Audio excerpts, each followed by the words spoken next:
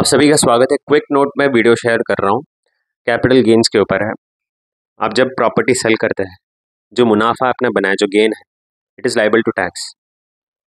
2 साल से ज़्यादा अगर आपने प्रॉपर्टी होल्ड किया उसके बाद सेल किया है, तो जो लॉन्ग टर्म कैपिटल गेन है उस पर आपको सरकार को टैक्स देना रहता है एट द रेट ऑफ 20%।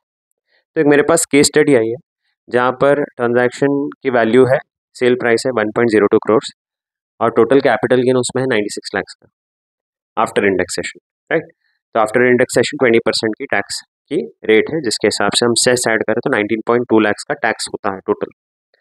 अब दुविधा क्या है यहाँ पर, ये जो व्यक्ति है सीनियर सिटीजन, अब इन्हें दूसरे किसी रेजिडेंशियल प्रॉपर्टी में इन्वेस्ट नहीं करना है। तो इनका ये मत है कि भाई मेरे को क्या सोल्यूशन ऐसा मिल सकता है जहाँ पे मैं पूरा का पूरा कैपिटल गेन बचा सकता हूँ टैक्स से।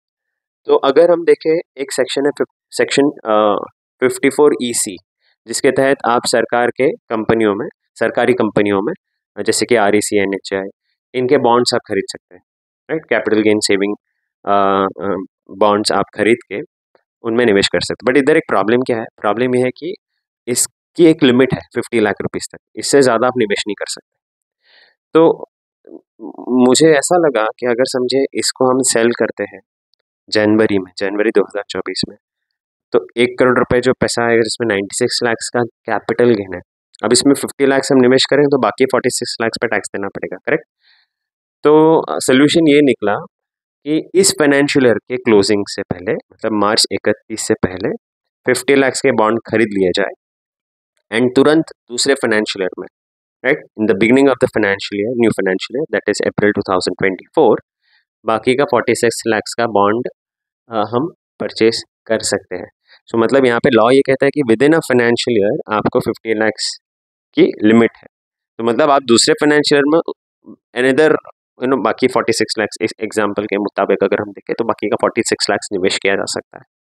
सो आपको यहाँ पर समझ में आ गया होगा कि एक बहुत ही बेस्ट टाइम होता है प्रॉपर्टी सेल करने का। अगर आप लास्ट क्वार्टर में, फाइनेंशियल ईयर के लास्ट क्वार्टर में सेल करते हैं ना, तो उसमें आपको एक बेनिफिट ये रहता है कि आप अपने जो गेन्स है उसको स्प्लिट कर सकते हैं और कैपिटल गेन की बॉन्ड जो 50 लाख तक की लिमिट है उसको आप 1 करोड़ तक लेके जा सकते हैं लिटरली, अगर आपने बराबर से अपनी टाइमिंग सेट करके रखी। सिर्फ एक बात का ध्यान देना है कि जो डेट ऑफ सेल है उसके 6 मंथ्स के अंदर ये ट्रांजैक्शंस होने चाहिए।